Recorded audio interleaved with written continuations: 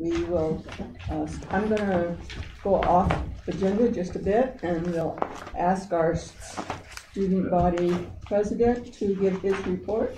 First, Roy. All right. Since our last meeting, we've had our elections for the new student government officers. So this year we did 3 polling days at 3 different locations. Then we got close to 500 students voting, which is a lot better than previous years. I think last year we were around 120. So we had a lot more people come out and vote. And the new president for next year is Cheyenne Matulovich. She's currently a freshman, an RA, secretary of the Plant Science Club. So next year she's going to be the president. And we have done everything that we can to train the new officers next year. So we have a whole new team of SGA officers coming in, and we're passing the torch. I don't think that there's any other thoughts with saying. Is there anything else you think I should? No, it's an exciting transition, and this guy here did a fantastic job in 1 semester, as we noted before at this table. My head spins, and always listening to him speaking at SGA and other functions. You're going to do amazing things. I would like to add my echo to that, because in my vantage point, I see what presidents need to do. And as I've said to him in other public venues, I learned a lot from Roy, what it means to be a president. And what was most important that I learned from him is how he advocates for not just himself or students, but for the education he expects SUNY Cobleskill to give to him and his fellow students. So he has really set a course. He probably doesn't even realize in his short time with us of a very strong student body who will know how to advocate for themselves. So Olive, if there's a way at this point the council can do something, if I may ask formally, to particularly thank Roy, yes, I would appreciate that. We can do that. And we will do that at graduation. Okay. Oh, that's even better. When everyone's watching. Yes. Okay. So thank you. Can do yes, we would love to. Shout out. Thank you so much. Yeah. All right. Have your help. Now you can go. Off to your exam. Yeah. But you better pass if we're going to see you. What's the class? Forage and seed crops. Okay. Yeah, well, good luck. Go ahead and leave and relax and get ready. Okay. Thank you so much. Thanks, for Roy. Thank you. Okay, I'd like to ask for approval of the minutes from the April 11th meeting of the council. So moved. Second. Any discussion? Hearing none, all in favor say aye. Aye. Opposed, same sign. So carried. Okay, then we will stopping here. We will go ahead and put together a resolution for Roy and get it in so we can get it framed and give it to him at graduation. May have to. Well, we can. You can all sign it at breakfast. No, it's only 1 signature, so that's fine. We'll do that and present it to him on at graduation. Okay. He's an exceptional young man. Okay, President Renzio, and we have your report. Thank you. What I'm handing out is what the cabinet, the senior leadership, what initiatives we did this year that followed the new strategic plan. The way we handled it this year was to say to units and to each senior leadership leader, VP, choose one that makes sense to you as an initiative, and let's move it forward. This coming year, we do have 3 initiatives I'll be sharing with you that we will take on as a college, but the faculty have asked is, okay, we have 8 initiatives with the one goal. How are we going to focus on the following year, and so forth and so on. So here we try to keep it short, but we've been very busy. Here are the initiatives that we have done in each office. So I'm going to ask each VP to talk a little bit, not read what we have stated, but just to fill you in on the good work. So, for example, I think one of the most important pieces I've done is hire Scott Ferguson as our Chief Diversity Officer. He is remarkable at his job already, and he will be doing well for this institution. The other major initiative that has gone very well, as you know, is the Institute. I think we're a year ahead of where I thought we would be. It is vibrant, it's thriving, projects are happening all over the place, faculty are becoming fellows and working their research. But students, community members are coming on board the way we would like. It's keeping the college focused and resources well used. The plan itself, obviously, that we have one, and of course the restructuring of the advancement office, the search is underway for the VP for development. And the faculty and staff are very excited about the direction we're going and next steps with that. So that's from my office. Sue? Yeah, a lot of the, I have a handout here for you, but a lot of the work we've done has been around creating pathways for students, whether it's coming in from high school or BOCES, our agricultural P-Tech partner, or going on to graduate school. So the handout that I'm just sending around is just a description of what P-Tech is, so that you have a better understanding. We're actually sending this out to faculty. We distributed it to department chairs and to the cabinet, just so that there's a better understanding of what P-Tech is as a high school and why it's important for us to be a partner. But we have those students coming to campus in the fall. There'll be 44 of them. They'll be here 3 days a week as high school juniors attending class. So they'll be here Mondays, Wednesdays, and Fridays. We've done a number of graduate school agreements this year. I think our strength has really been in trying to develop creative ways to move our students along to graduate school. And we have, I think, developed some new partners, which is really exciting. So New Falls is a good example where we've developed a 4+1. So our focus, moving forward with the strategic plan, the focus on maximizing learner access, completion, and success, I think we're well on our way with that. We've really looked at applied learning in a more focused way, and this year is the first year that students will be graduating with having satisfied an applied learning requirement. So we were able to pass that with the faculty, but that's now a graduation requirement. And then I will say, in terms of new academic programs, I've mentioned some of them during the year that we have underway. We just submitted a proposal, an announcement for a Bachelor of Technology in Cybersecurity. So we're moving forward with that.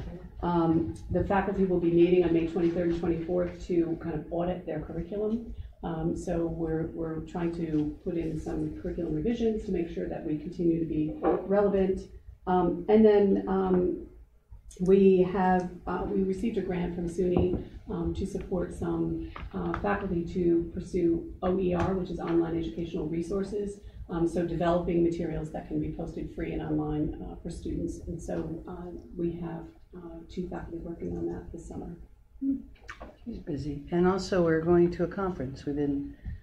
Yeah, so we actually, we were involved in a number of conferences. We presented at ASCU on applied learning, at a conference a high impact practice conference in California, and then in September we'll be presenting, and related to the Institute, so it kind of ties back to what Marion's saying, and how the Institute has provided a number of applied learning opportunities for students.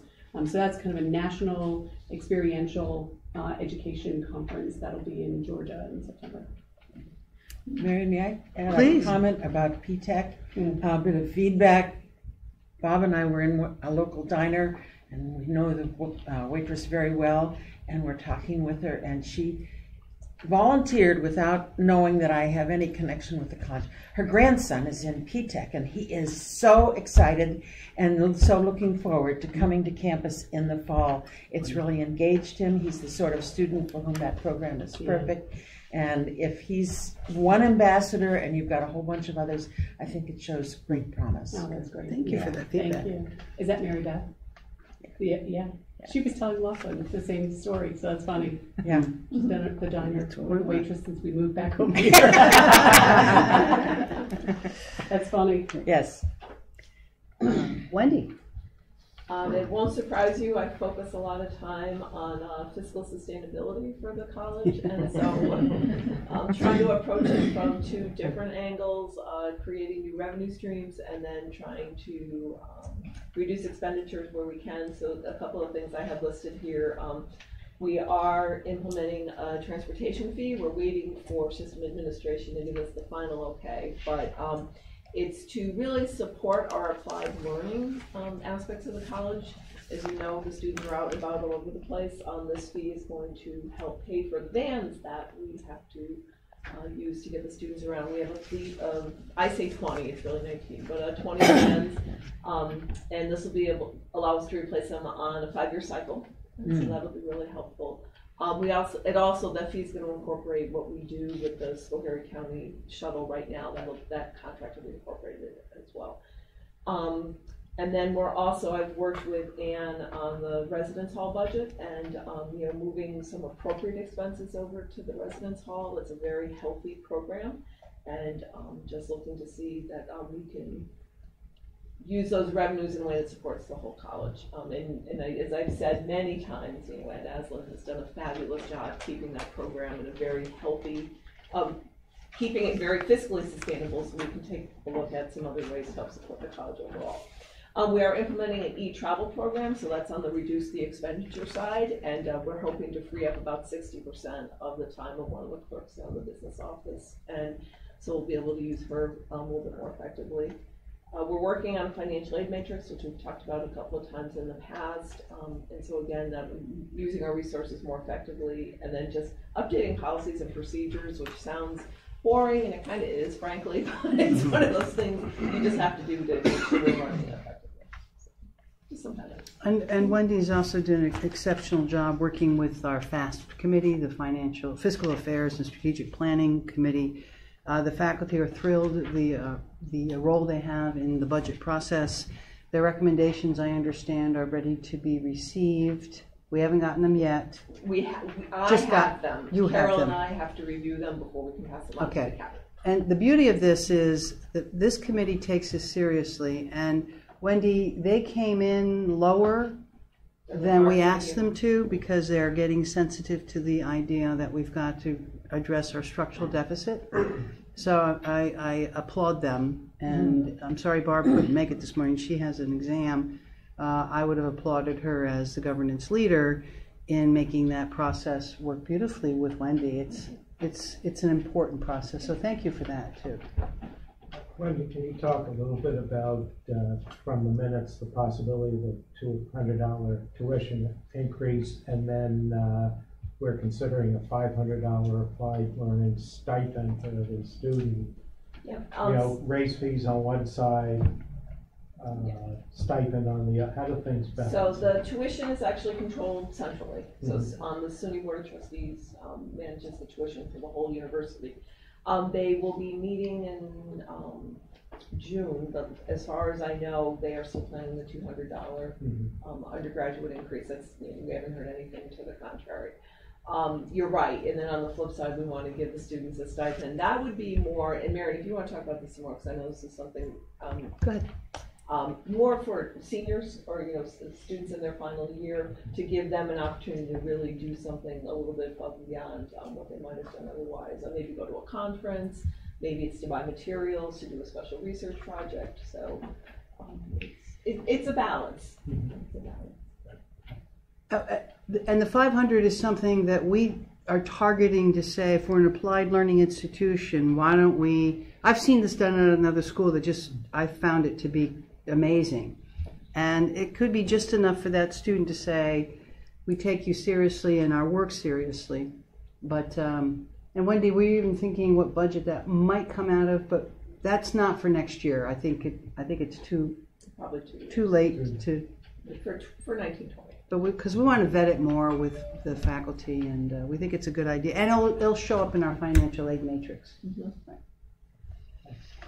Right. Communications and marketing, it pretty much is self-explanatory. We are working on a branding campaign, and I think you've noticed that it's been ramped up, that we're in the news a lot. As a matter of fact, today there is a film crew on campus doing a documentary on dairy, and featuring Tom Poltinsky and Dave Thompson with our students.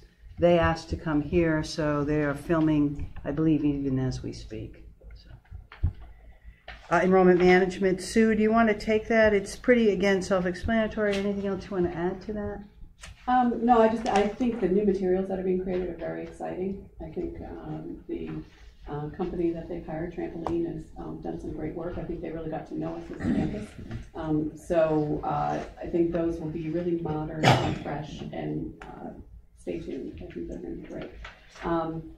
There has been more targeted recruitment with feeder high schools. So, admissions is really focused on trying to find students who would be right for our programs, so a really good fit. And we're already seeing some great results there.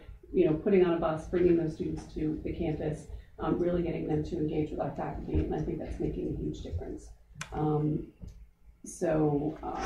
Yeah, and some other things that are here, and actually a couple of things they've done. Some outreach using our students, our ambassadors, when they went home for the spring break, they held like a pizza party, for students, prospective students in their area. And that was incredibly successful with one of our ambassadors, Nathan, who I think it's Connecticut or Massachusetts. And a number of students are there. I think their interest has increased after interacting with him. So those have been really successful. So I think they're continuing to look for different ways to connect with students. And they're also having another counselor overnight coming up very soon. So that's important to know. So that's bringing guidance counselors to campus. And having them engage in some really interactive experiences so that they can see what life would be like as a student on campus. Those have been pretty successful in the past. Well, I'm sorry, please.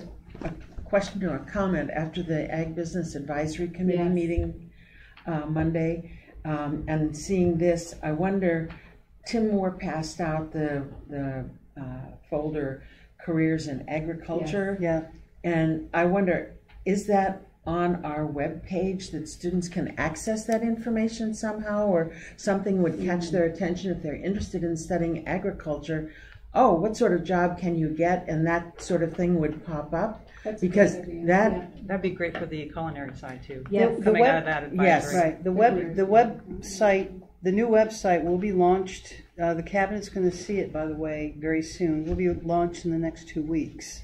So it has that focus in it because the cabinet hasn't seen it yet. Right, but that particular brochure just hit me right between the eyes. It's perfect to get kids to think, oh, well, I don't have to be pulling tits to be in agriculture. Yeah, that's a good suggestion.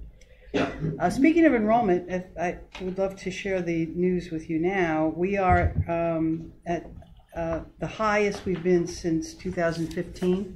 We are 5% up from last year, which was 2% up from the year before. We're at 799 paid deposits. Where at this time last year we were at 764, and I believe that's all inclusive. That's what, right?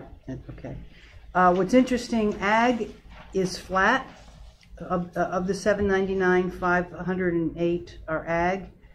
And we are up in business and the liberal arts and sciences by 15% at 291 from where we were last year at 252. So ag is 5 and business is around 291. That's so where there's this is telling us where there is capacity is where we're growing the enrollment. It's you don't want to oversubscribe. And we've watched that very carefully with wait lists, because if everybody's applying for animal science or on the ag side, those don't really help us. But the fact that we're moving up in the business and liberal arts and sciences is a very, very good sign. And that's another thing what enrollment management's doing. They've sat down with Sue and the faculty who have capacity and said, what else can we do to increase enrollment in those programs, and more to come on that. Where we've said to the ag faculty, we will stop, and we've shut down some of the acceptances, but have them on wait lists. And Fisheries and wildlife. Right, and the fishery and wildlife other management program has helped with that as well, right? In the past, if the student didn't make it into there, we put them in social sciences, which made no sense. There is now another program that we're putting them in management. So the out-of-state is a little bit up from last year. So right now, no, I apologize. Out-of-state is a little bit down from last year. In 2016, out-of-state was 56. Last year it was 82, and right now it's 78. So, and to recruit more and more from out-of-state is becoming extremely difficult, and we still are holding our own. So the numbers speak for themselves. I think we're a little bit above budget projection. For the current year, the revenue is above what we budgeted. And we still budgeted, though, for a structural deficit. Please understand that. But we're slowly chipping away at it so that we can run this college not in a deficit and make our reserves more effective, used effectively. Yes. So I just thought you'd like to know that. Bonnie? Bonnie's been busy. So my areas very much exist to support the work of the rest of the campus. And a lot of our efforts have been towards doing that better. As we discussed a little bit at the last meeting, we completely reorganized ITS and put more emphasis on boots on the ground to help faculty and staff and students with their technology needs. We're upgrading 60 classrooms and labs this summer. We are offering weekly sessions to increase people's skills in various areas related to IT. We're really trying to be more sustainable and encourage people to use the print shop and alternatives to printing, and have done some fun things like we have courier service for the print shop, and we just put in a Keurig for free coffee because a few people said, if you give us coffee, we'll go to the print shop. Give it worth a try. Facilities management, they're wonderful higher ed professionals, and they really think a lot about their role in retaining students, and they're trying to take it to the next level instead of just waiting for work orders to come in. There's assigned an employee whose job is to go from building to building to building all day, every day, and identify things that are wrong and either fix them if it's a ceiling tile that's out or something he can do on the spot, or else put in work orders. So hopefully we can really put the cherry on top.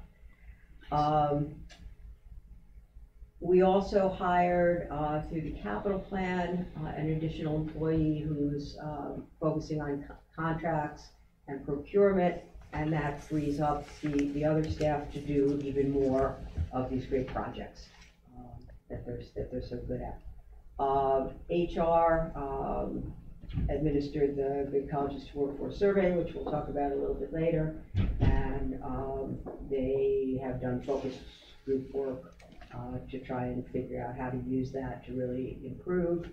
And the Administrative Council, I want to mention, one of the things that came out of the strategic plan is it surprised me, but there's a lot of discussion about people wanted administration to look at policies and procedures, to have good solid policies and procedures which made sense, which were easy, which facilitated getting things done. So the Administrative Council has been looking at policies in a couple of different ways. People have brought us policies that they're developing to get advice, which has gone really well. And we've also put emails out to faculty, staff, and students and said, what bugs you? What irritates you? What do you think we should look at? And we've gotten a whole bunch of suggestions. They weren't all policies, but that's okay. And so we're working our way through those and responding. So it's almost become an electronic suggestion box of sorts. And we'll continue that next year. Bonnie also, because she allowed her dedicated and talented staff to give advice for ITS, did a listening tour and has fabulous information on where we are with technology. but we are not replacing the CIO position. And because of that, Bonnie and our staff are able to hire 3 more boots on the ground people who will serve the college. And one of them, which I'm very excited about, I'm excited about all of them, but we're going to have an in-house designer of micro-credentials, which is going to put us and has put us way ahead of other institutions. And you're going to hear more about it with Ann, with the badging and next steps with that. So kudos. You talk about use of resources and shared services within our institution. You're looking at the master of all of that. So thank you for all of that. Any questions for Bonnie? Bonnie, can we share the BAUC piece right now, or we have to wait a little bit? Sure, we can share it. It's all very unofficial, but we have had a steering committee working on trying to figure out what next steps should be for BAUC. We know athletics needs to stay for the foreseeable future, and we know that we need a student union. So we have, I think there are 13 of us. We've been working with a consultant to go through various concepts for BAUC. And we came up with a $35 million plan. That's fabulous. That involves infilling the ballroom and an addition, and it would be just wonderful. And then reality hit after we spoke to the construction fund, and they said, that's probably not going to get funded anytime in the near future, and encouraged us to think about phasing the project, getting rid of the addition, and doing the project in ways that might be fundable.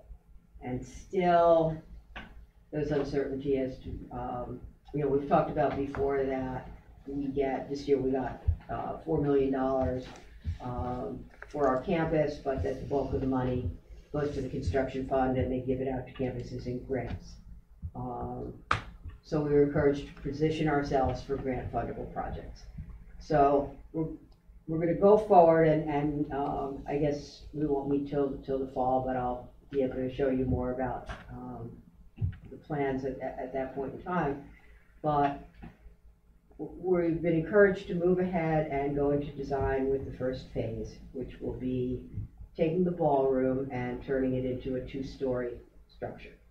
And I've mentioned before that the flavor of the current capital money is that we can't use it for certain things. It's critical maintenance focused. So the actual dividing of the building into 2 stories, which will give us another 8,500 square feet, isn't fundable through that. Wonderful CAS is going to fund that part of the project. So we want to start design with that really soon. The ballroom will still be where it is. It'll just have a lower ceiling, but it'll still have a 12-foot ceiling. It'll have an expanded catering kitchen. It'll have dividers, so you don't have to use the whole cavernous thing, but you can. And then above it will be all of athletics offices, a 50-person high-end conference room, and if we can accomplish that and move athletic administration over, that's going to facilitate, the next phase, which will be starting on renovating the actual building. So it's pretty exciting. BAUC's been number 1 on my Cobleskill bucket list since I got here, and looks like we might finally see some progress. Oh, and another exciting feature is that we are going to move the fitness center to Prentice. So if you picture Prentice with those beautiful floor-to-ceiling windows overlooking the campus, ultimately that part of Prentice will be the fitness center. CAS will still have the kitchen. They'll still be able to serve food. That's down the road a bit because we're renovating Prentice, and then we're immediately renovating Champlin. So when the music stops around 2020, we'll be doing that. So, exciting stuff. Absolutely. And all well planned, following master plan, and the strategic plan is helping with that. So Very much. kudos. Nice. Yes. And of course, the ambassador of our students and the student development office, As you notice, it's a new change of name. It's now student development. So, Ann. All right, so speaking of badges, thank you, Marion. Kobe Quest has finished its first pilot this past semester with about 35 students, of whom I want to say a little over half earned badges, and some earned 2 badges, and it was definitely a wonderful learning experience under the guidance of Donna Pesta, and a nice cross-section of staff and some faculty. Actually, Bonnie was one of the coaches, so it was great having her on board for that. It was fun. Yeah.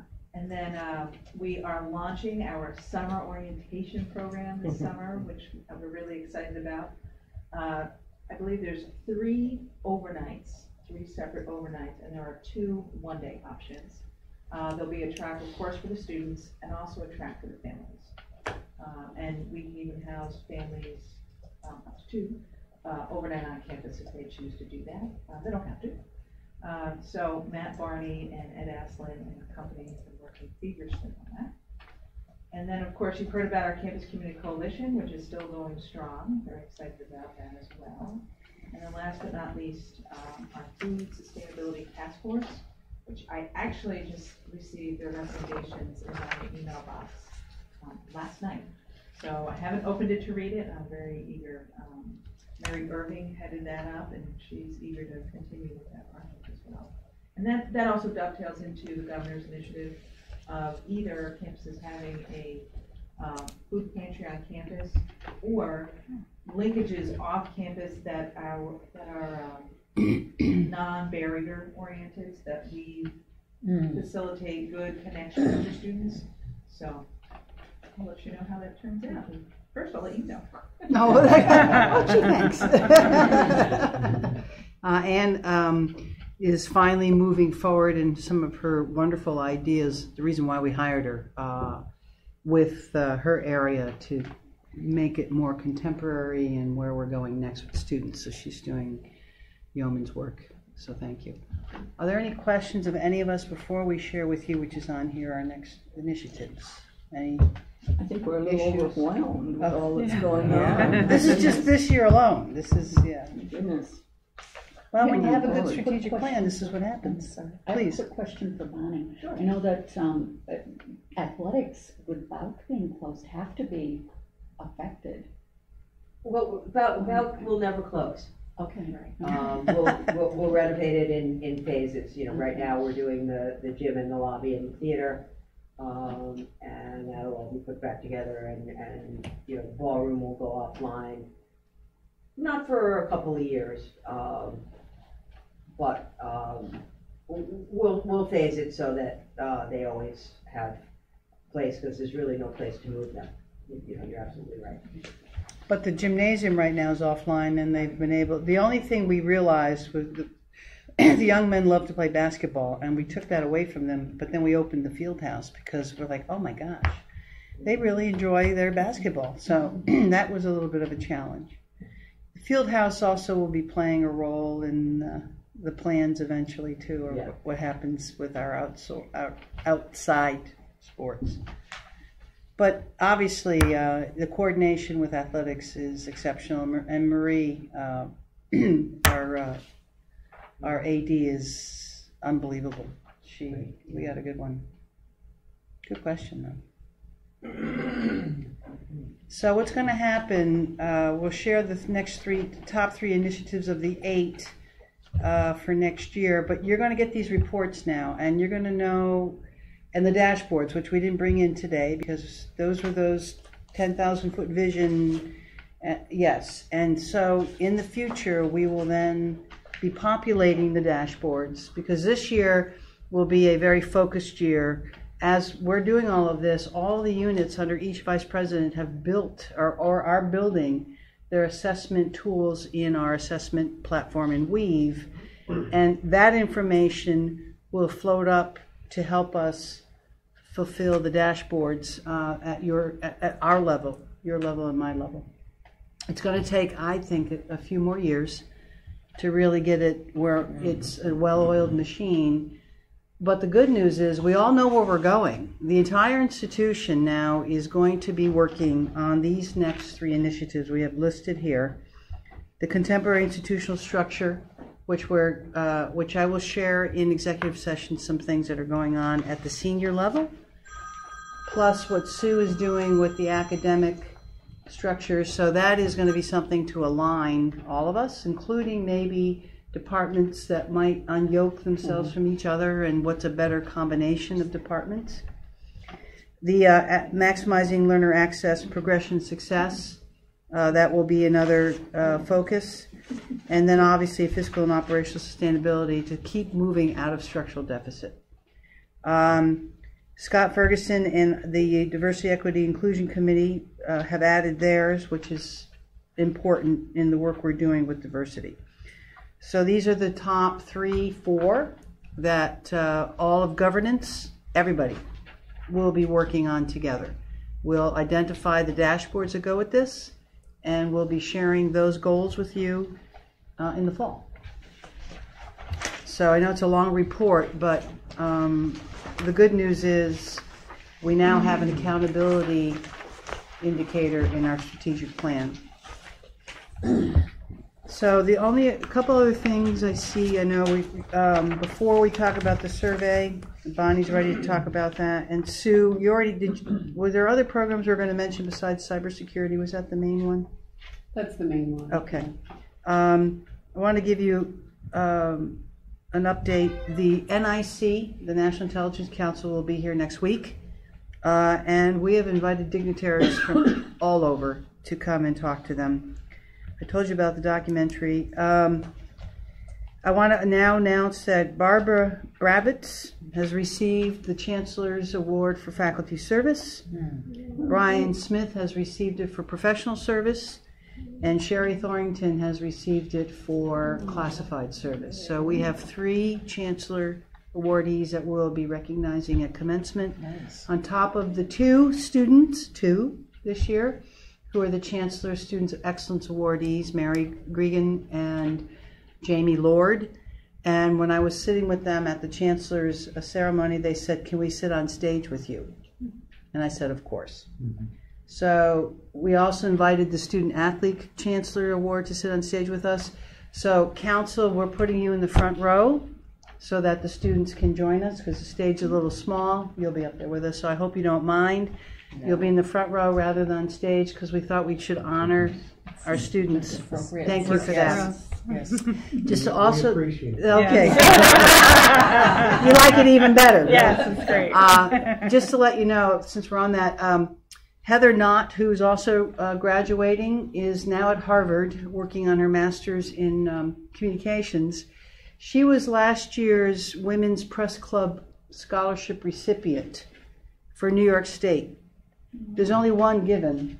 Okay, I think everybody has to understand how powerful this is. Every year they only give out one in the entire state of New York. And you have programs like Columbia, NYU.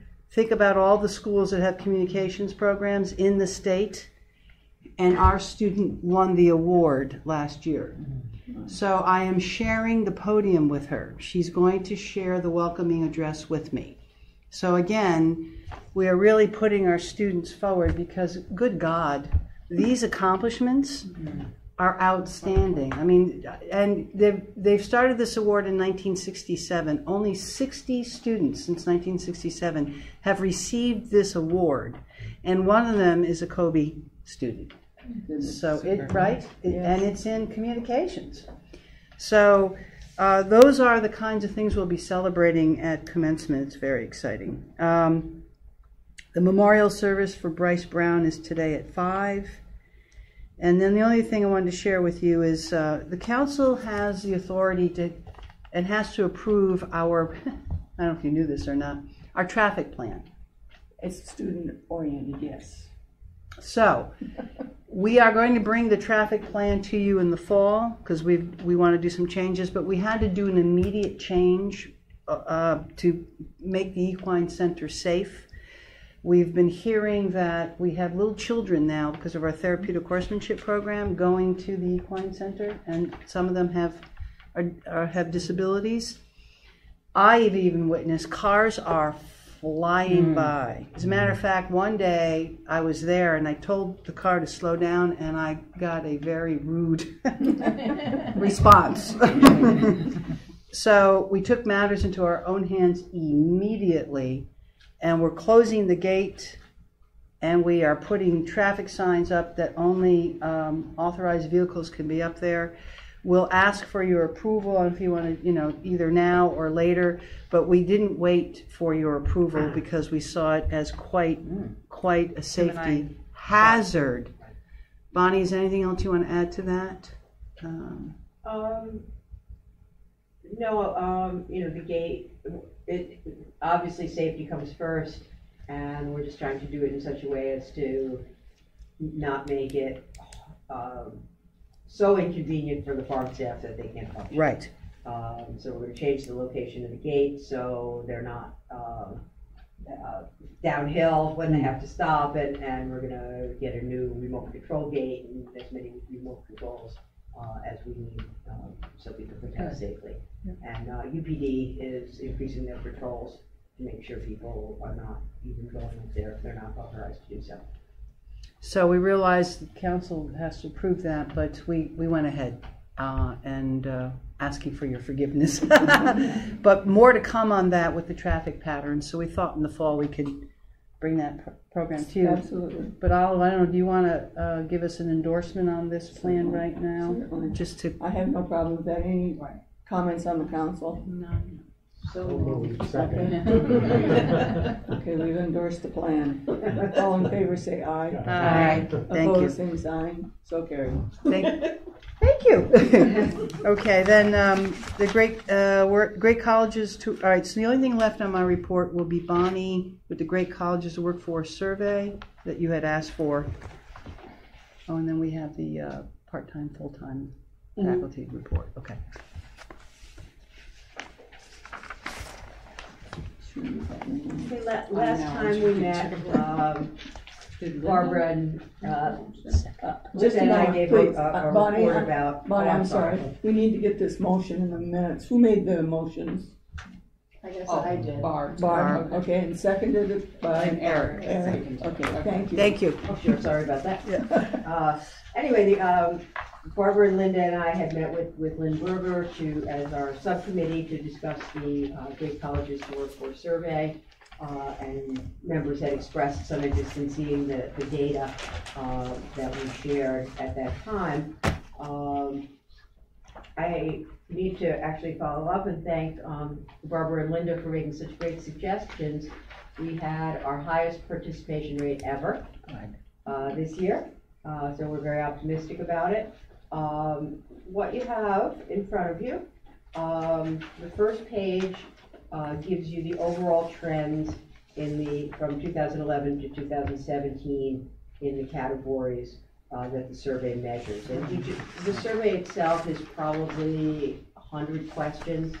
So multiple questions, go into the various categories. And if you go down to the bottom and the second row up from the bottom, the survey average, you'll see that we have a steady increase in our overall positive rankings since 2011, which is great to see. And, generally positive trends all the way around. Some things go up and down, and Lynn Berger, our Human Resources Director, does a lot of focus group work to try and figure out how we can take this information and use it to make this a better workplace for faculty and staff. If you go to the next page. Bonnie, when will we get the results of the current survey? Well, in July, we'll find out if we were recognized. Okay. The colleges that score best are recognized by the Chronicle, and we get to have your name in the Chronicle, and if you're recognized at a high enough level, there'll be an article about the college. And I'm confident we're going to get there at some point. Lynn predicts that when we get recognized, it will probably be for shared governance. Yeah. And I would not be surprised if that's true. The second page gives you 2017 and just shows the percent positive responses in descending order of popularity, I guess. Shouldn't surprise anybody that our employees are very proud of working here, and the bottom two, fairness and communication, are always the toughest things to get at and improve. And the final page, people are asked, it's an anonymous survey, but people are asked to identify themselves by what category of job that they have. And it's always interesting to see how that affects their positive responses. Administration are the happiest, and faculty are the least happy. And that's been a pretty consistent pattern throughout the whole time. So we just wanted to share the data with you, and we'll certainly share 2018 when it comes. And if you are interested in a fuller presentation, we can ask Lynn Berger to come and do that for us. Okay. And if you would like, I don't know, it will depend on, it was Barb and Linda, who was it, Barb and Linda, right? Yeah. If you want to see the data and help figure out how to interpret or where to go next with the college, we'd be more than happy to offer that to you. Sure. Because Bonnie did say you really helped. Yeah, they have wonderful ideas. So the only other thing we have left over from last meeting was you had requested to see the full-time, part-time faculty ratio. So Sue. I've got copies for the council members. Yeah. And one for the president. Okay. And I'll pass out the others. So the VPs don't touch it.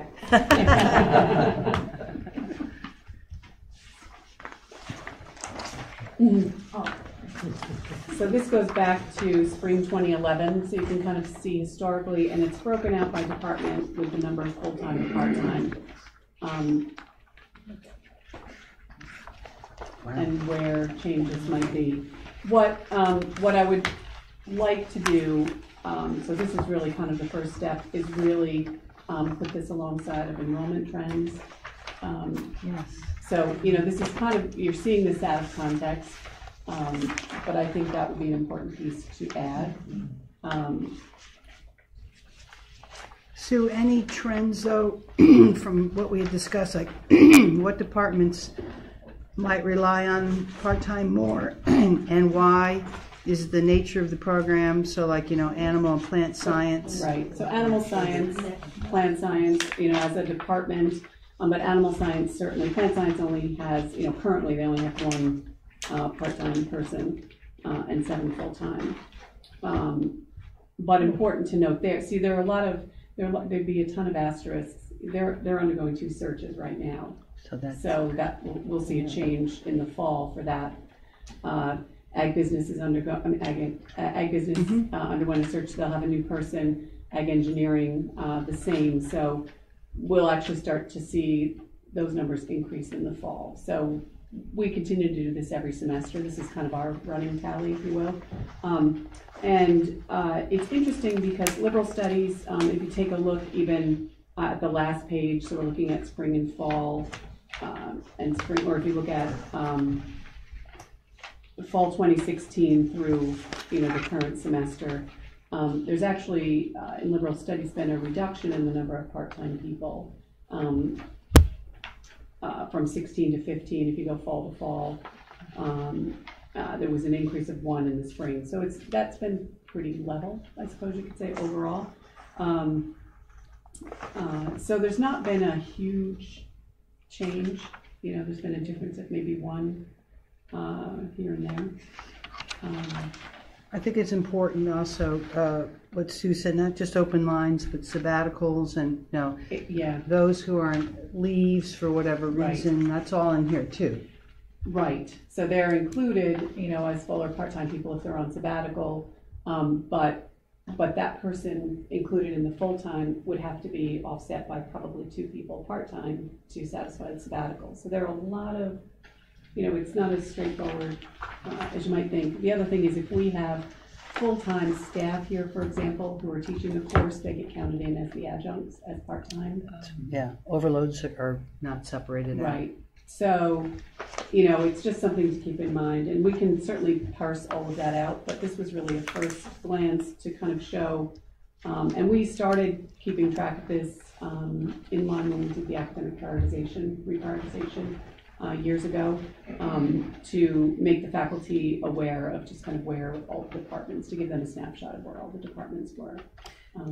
The other thing to add to this is, for example, business, when Scott Ferguson comes over as a CDO, we had promised that we would fill in with adjuncts. We're not. We actually are hiring a visiting full-time professor for that line because we didn't think it was fair to the business department to do adjuncts there, even though that was the plan that approved and endorsed by the faculty.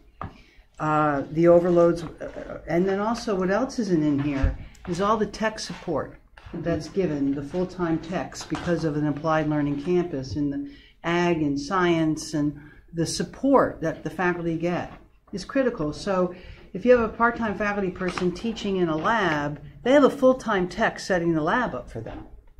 So I think it's an important piece. Right. There are a lot of, and backgrounds to this. And where we want professionals to be able to be in here working with us. So I think the story is a good story, and I think we'll just keep digging down. Oliver or others we can bring it back in the fall. Is this helping some of the concerns you had? Is the tent arriving? The tent is arriving. How exciting. It is a lot of trouble. It's a big tent. You should see, the tent is going to hold 3,500 people. And it's supposed to rain on Saturday, so I know. It better pour. We don't want that. So no. So I don't know if there's other questions. I think it's a good story, and I would love for us to keep educating ourselves on where this is. I know the person who had the concern isn't here, but today. Yeah, we can give you more interpretation next time. But any issues now? No, this is great. But as you say, there's so much that doesn't reflect in here. Exactly. Yeah. Particularly when they're, and quite a few are full-timers, I suspect we have some overloads. Oh, yeah. Absolutely. Yes. And so they come in as part-time. Yeah, so it's, and our instructional support, as Marion was saying, often they'll teach a section or two, or perhaps they'll teach labs, they get counted as the part-time, in the part-time. That's true. Numbers as well. So it's not I think it's not a perfect way how they are calculated, and we want to take another look at that, because it doesn't tell the whole story. Yes, not at all. it'd be great if we could arrive at the percentage of courses taught by full-time faculty and staff. Yeah. That's another way to look at it. Yeah. I think we would be pleasantly surprised compared to national averages. Yes. And I think that's probably important to have for the faculty to look at. Yes. They're the one that does a lot of talking outside. And they're not as happy as they're. I guess that's my point. You know, it's not. It's not what you expect. But you know, the good news is we know what we're looking at. We know what we're doing, and with this data, we know how to move forward with the strategic plan and say, okay, we need a full-time line there. So we're putting a full-time new line into the fermentation program. So this is also helping to say, this is how we're inching forward, this is the number we want to be at, and this is where we're going. You know, and then the argument, which I think is more important, is talking about the philosophy of that or the guidance of that, rather than the argument being, you have too many or what's going on. It's a more informed conversation. Well, you know, a lot of the faculty that have been here for a long time, when I came here, we had 2 part-time faculty in the spring, or in the fall semester. Nothing in the spring. Yeah. Right. So they're going back to that. And you know, I came from an institution that had 400 plus full-time and 600 plus adjuncts. So, you know, I couldn't believe it. But anyway. So, we gave you a lot this morning, and I think that concludes my report. Olive, at the end, if we want, we'll talk about what we're going to do for logistics of commencement, Okay. like before we go into executive session. Fine. Okay. Barb isn't here, so I'm sure we will get her written report at some point in time. Foundation, Tim. Good morning. I'm going to keep it short and sweet. We have not had our meeting. Ours is next week, so we haven't met to discuss what's going on.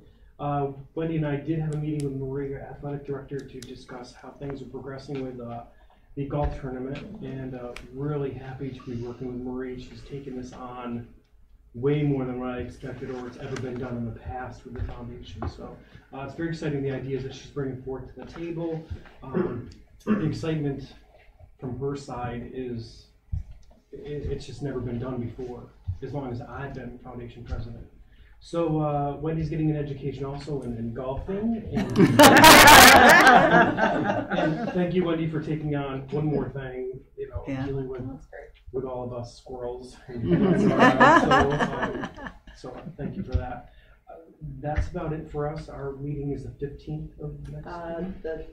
The 17th. 17th. Yeah. And I'll have more to report at the next meeting. If I may, I have to announce now, I appreciate the leadership of Tim through a lot of transition, just with me, since I've been here, and how we're moving forward. The reason why we can move forward with the foundation in such a good manner is because of his leadership. We have talked to a consultant on how we're moving forward, and we explained to her the foundation and who you are and who's on the foundation, and she just smiled. And she said, you guys are in great shape. So behind the scenes, you may not realize what Tim has done for us in the foundation, that we are really in good shape. So when we do the retreat with the team, we're going to be way ahead. So, sometimes we have to hear the good work we do. So hats off to you, and thank you for your leadership on all this. It's because of the foundation that I'm excited of where we're going to go next and when we get that new person on board. So I just needed to say that. We've got a great foundation board too. Yeah, well, it's your leadership, Tim. We're interested in what we do. So thank you. Thank you. Alumni update, is anyone? I can just say a couple of things. Golden Grads is next Saturday, so you are all welcome to come if you wanted to show up for that. And I just wanted to add to what Tim said, golf is going really well. We also have the planning for the culinary extravaganza. We have a new chef, Steve Kurtzner, who owns or works at the Cuckoo's Nest in Albany, which used to be the Ginger Man. Fabulous ideas. I'm not going to spoil anything because I think there's a lot of, again, somebody with a lot of really good energy coming to the table, some really interesting ideas. So make sure you mark your calendars because you're not going to miss it. You should go to the Cuckoo's Nest, too. Yeah, it's fantastic. Yeah. And tell them you're from the college. You'd love to see it. Okay. If I may add a couple things, Barbara Moore has filled in that position for us absolutely beautifully. We are going to keep her on through September. She's going to be in fully charge of both fairs, the state fair and the county fair. Our presence there is very critical, and she's going to help pull that through. So we're very excited about that. We have an internal posting right now for the alumni/annual giving position. So we think there may be internal people who will fill that beautifully, and we wanted to do that. We're doing that before we're hiring the VP for development, and we think it's okay because of the plan. We're okay with that.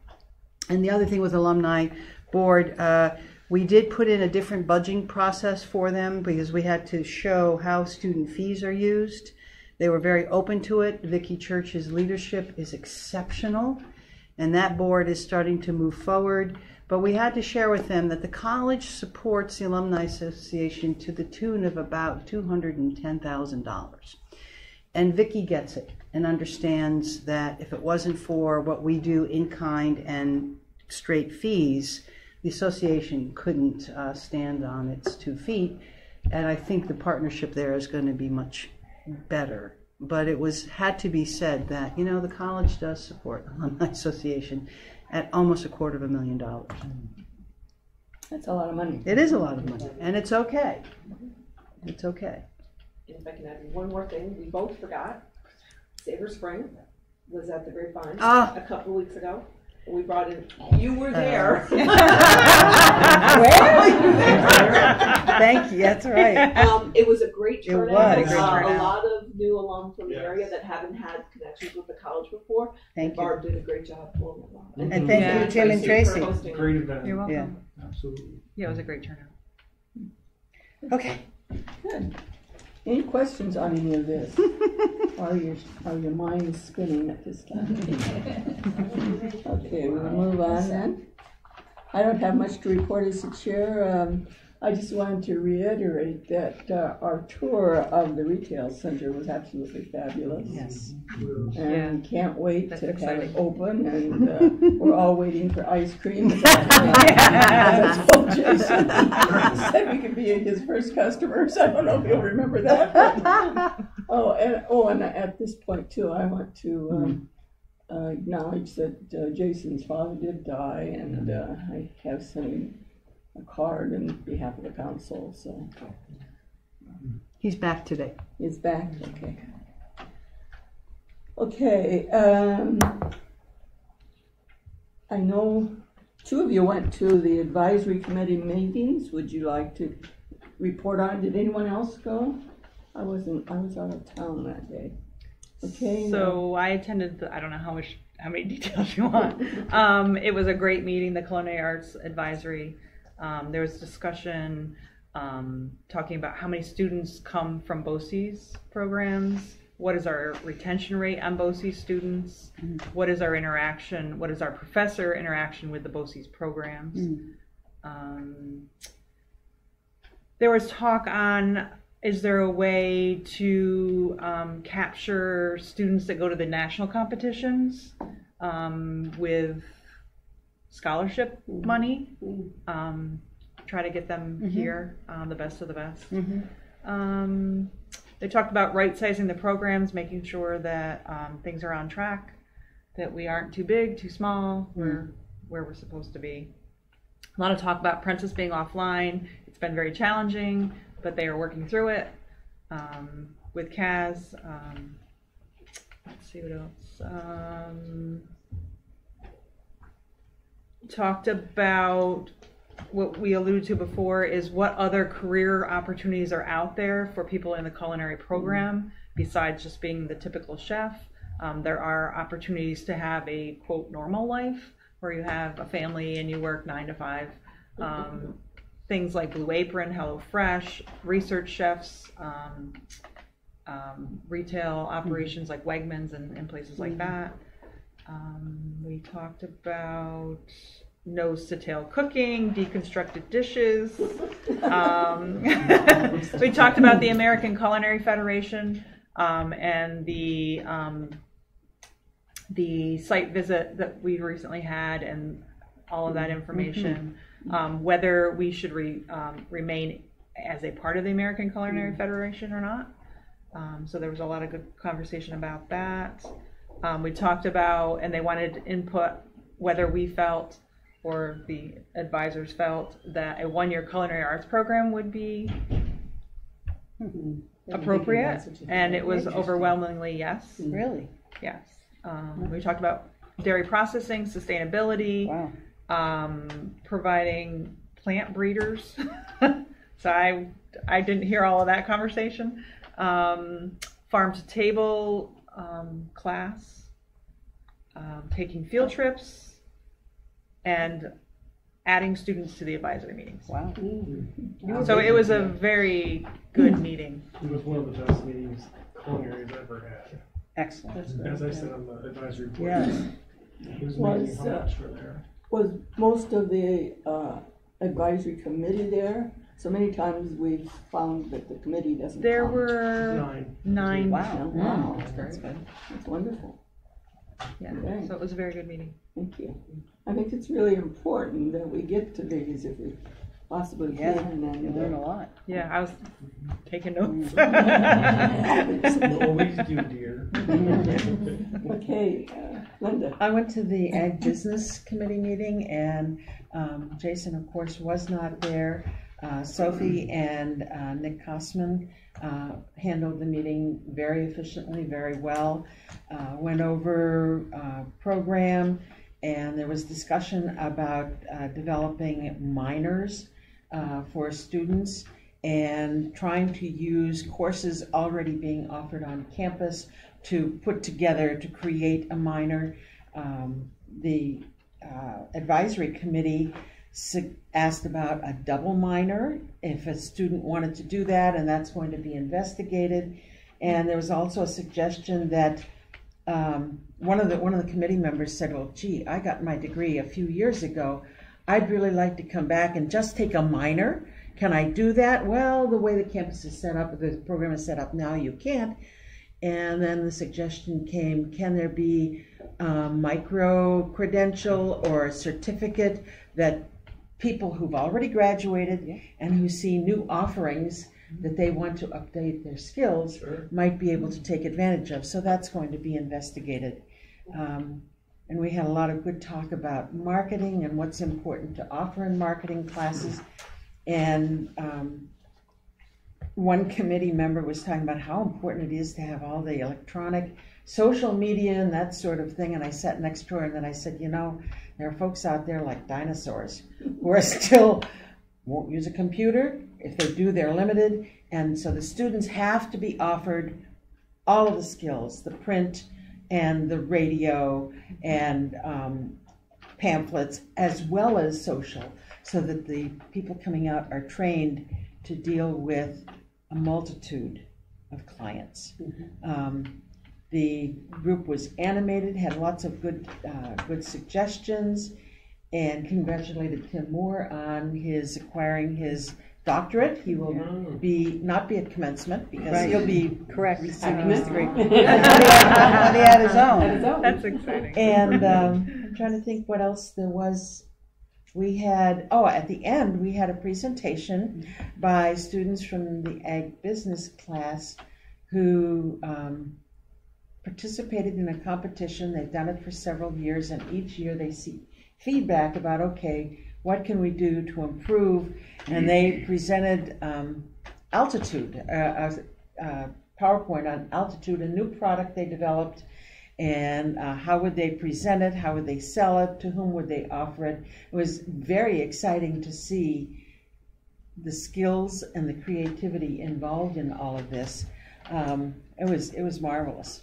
And I don't know if you heard when they said the feedback from the judges, they got dinged because they didn't do radio. Right to your point where they were saying, unfortunately, you have to still do radio, and the students were like, radio? It was very funny. It was very funny. Again, quite a few of the advisory committee members there.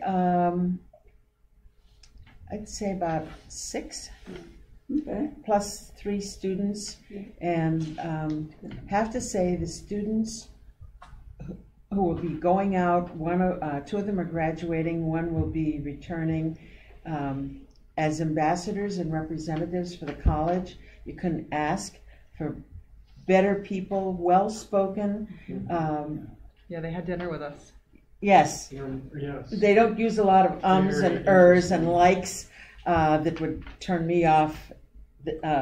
Extremely professional they are, and I think we can be proud of them. Too.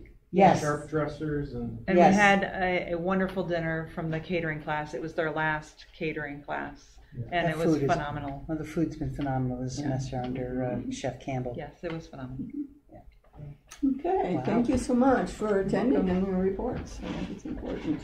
Let's keep this going next year. It got sort of bogged down. Okay, any other comments from board members? Okay, then we'll go on to new business. We need to discuss our schedule for next year, how many meetings we want. You know, there are 6 or 4 mandated. We've had 6 for a number of years here because we've had a lot of things going on. And do we want to have it at the same time? are, I know at one point you would have liked to have had it at 9 o'clock. I can manage. And the sheep And how about get used to me you? early. Well, it makes not much difference to me. I'm gonna miss work anyway, so. Okay. Whether it's 8:30 or 9, doesn't Yeah. make a bit of difference. Okay. Are 6 too many at this point? Yeah, this is what I wanted to know. You want to go back to 4? I like 6. I like 6, especially since there is so much going on, and the work on the strategic plan and all of the updates of what's happening on campus. I like to feel informed, and 6 will do it. Or 2 in the fall and 3 in the spring? I mean, we're good, but we just don't want to overwhelm you. What's the impact on the staff though? Right. Right. What do you guys think? I mean, we are up to date. It's not that we are having to stop to fill you in because you're getting the work in progress? Yeah. What do you guys think? It's fun to come here and. Brag. Well, it's been moving along very rapidly this semester. So we're usually out of here by 11 or shortly after. Yeah. And if we have a tour, it's, it doesn't include that, all of the staff, so. I like Yeah. 6. You like 6? All right, all in favor of 6, say by aye. Aye. 4, aye. Okay, we're having 6. Let's go on to, you want to keep it at the second Wednesday of the month at 8:30, as we've been doing for a number of years now? Any suggestions for change? That's why we have this discussion, kids. No, I'm fine with that. No. Okay. All in favor of continuing the meetings as we've had them in the past, signify by saying aye. Aye. Opposed, same sign. Okay, you know what we have. As you know, some of that may have to change slightly because of the president's meetings that come up. But I will get together with Marion soon, and we'll come up with a tentative schedule so you can get it on your calendars. You like the idea of continuing to have some place to visit after the council meeting to keep up on programs? Yes. Yeah, I definitely like that too. All right, if the staff would sort of think about that when we come in to set the agenda, then perhaps we can come up with some places that we can visit afterwards. Okay, everyone happy? Very happy. All right. Anyone want to chair the committee? We're working on that. Yes, I know. It'll happen. You do such a wonderful job. I made her a promise that she'd be out of this position before she turned 90. I didn't make it. That's why I gave her a party. So 95. For 95. Everywhere, I guess. Oh, no, I love the. I love the. I know 100. 100's really cool. What is it? 100 is the new 60. Oh, mercy. Okay. We would just like a little discussion on the council participation in the committees that we've been working on for the last couple of years. And, I'm a stickler for not falling into the same spot and staying there forever. And I thought maybe it might be a good idea to change people around a little on committees. And are these the kind of committees that you're going to continue with? I would say that the one that's going to become critically important, working with the foundation and alumni and the whole new office piece, is going to be what we're calling the Advancement Office Committee. That's going to actually take up a lot of my time and energy. So I think council members on that may be the best. The performance improvement I would hold off on because I think we're moving along with that one. Enrollment, I'm looking at the gang. I wonder, would it be helpful if a council member heard what's going on with pathways? Or is that too much in the weeds for them?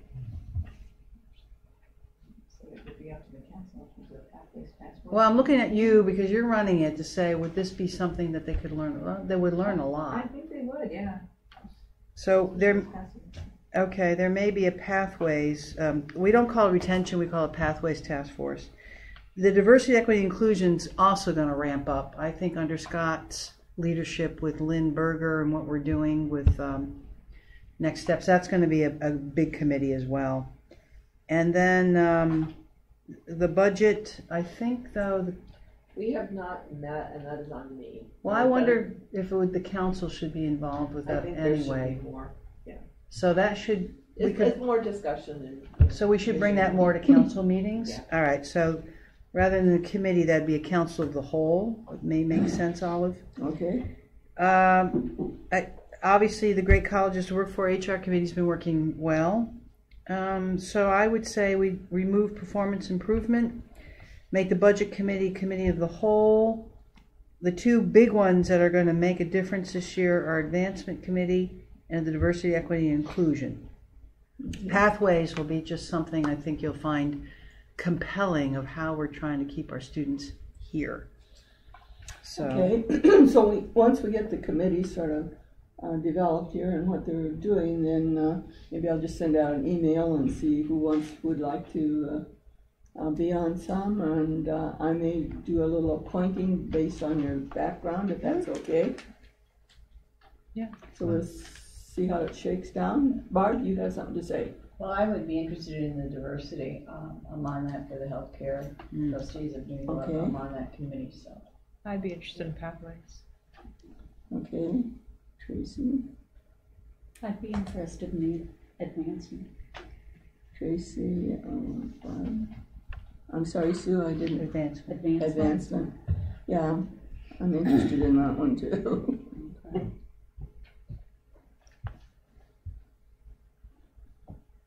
Okay, we shall, anyone have their druthers?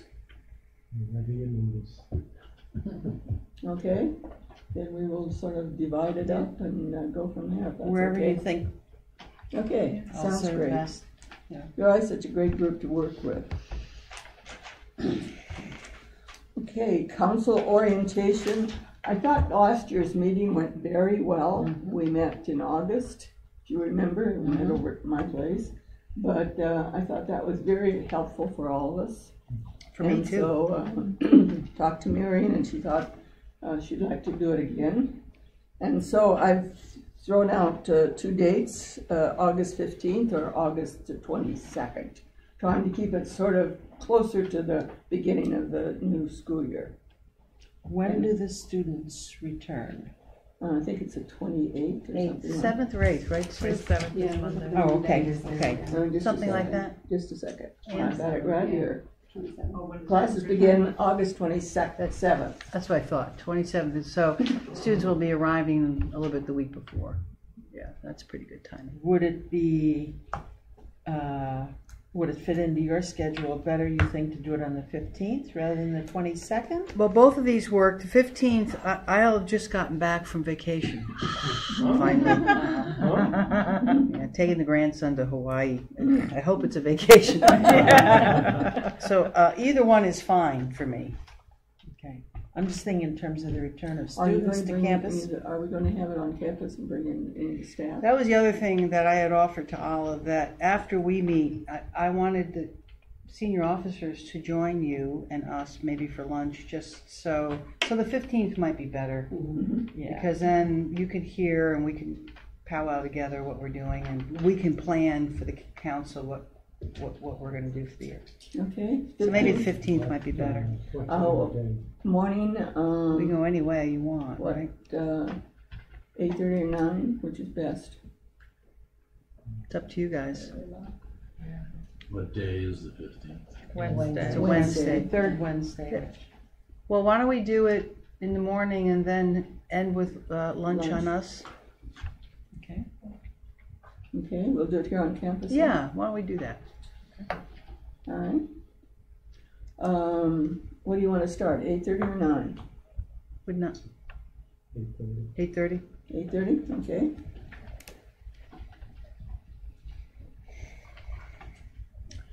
And if we could have coffee here, I'll bring Danish or something. We'll take care of the lunch. The lunch. Oh, for the morning. Yeah. We'll take care of that too. Okay. Because we probably don't want to go that long without coffee. No. Coffee before everything. Okay. I'd like to entertain a motion to go into executive session. So moved. Who's moving? Sue? Okay, and second? Linda? Linda, okay.